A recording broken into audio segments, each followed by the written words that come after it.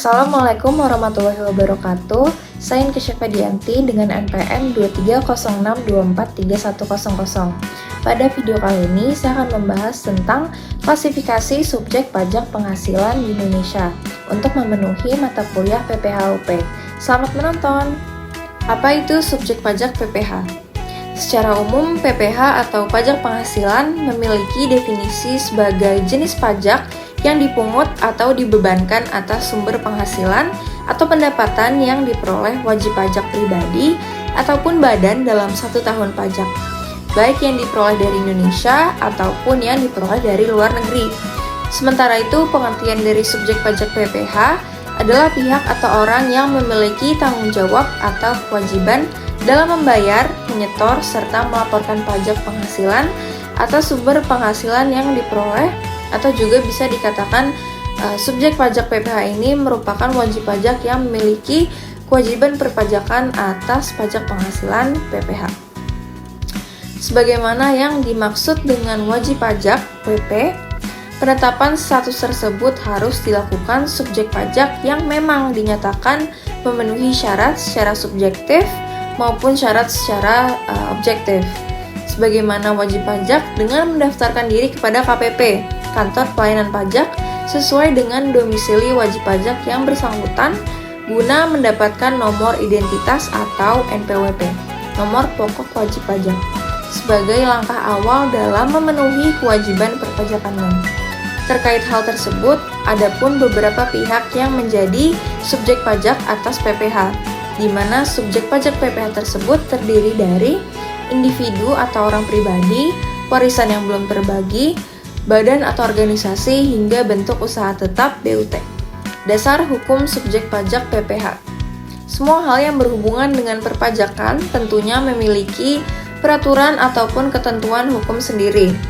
Sama halnya dalam subjek pajak PPH, di mana penetapan subjek pajak PPH memiliki dasar hukum yang tertuang dalam Undang-Undang Pajak Penghasilan Nomor 36 Tahun 2008 mengenai pajak penghasilan UPPH, dan juga Peraturan Menteri Keuangan PMK Nomor 215 atau PMK 03 Tahun 2008 yang mengatur perihal penetapan organisasi-organisasi internasional dan pejabat-pejabat perwakilan organisasi internasional yang tidak termasuk dalam subjek pajak penghasilan PPH. Jenis-jenis subjek pajak PPH. Berdasarkan Undang-Undang Pajak Penghasilan, subjek pajak atas PPH itu sendiri terbagi menjadi beberapa jenis, di mana jenis-jenis subjek PPH tersebut meliputi subjek PPH orang pribadi. Subjek pajak PPH ini merupakan wajib pajak orang pribadi yang menjadi subjek pajak penghasilan, di mana wajib pajak tersebut mencakup orang pribadi yang bertempat tinggal atau berada di Indonesia ataupun di luar Indonesia. Dalam subjek PPH orang pribadi akan dibedakan berdasarkan yang pertama adalah subjek PPH OP dalam negeri.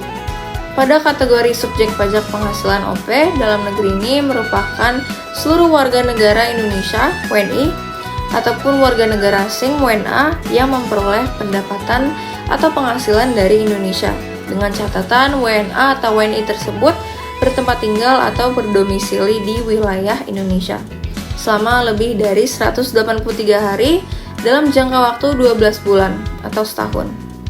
Selain itu, ketentuan tersebut hanya berlaku bagi WNI atau WNA yang memperoleh penghasilan yang melebihi PTKP atau penghasilan yang tidak kena pajak. Adapun besaran tarif PTKP yang telah ditetapkan yaitu sebesar 54 juta dalam setahun. Lalu ada subjek PPH OP luar negeri. Pada kategori subjek pajak penghasilan OP luar negeri ini, yang merupakan orang yang tidak bertempat tinggal atau berdomisili di Indonesia dan hanya tinggal selama kurang dari 183 hari dalam waktu 1 tahun, namun mendapatkan pendapatan atau penghasilan dari Indonesia. Sebagai contoh, WNA atau orang yang berada di luar negeri memiliki usaha di Indonesia dan tidak menetap di Indonesia, seperti hanya pulang pergi.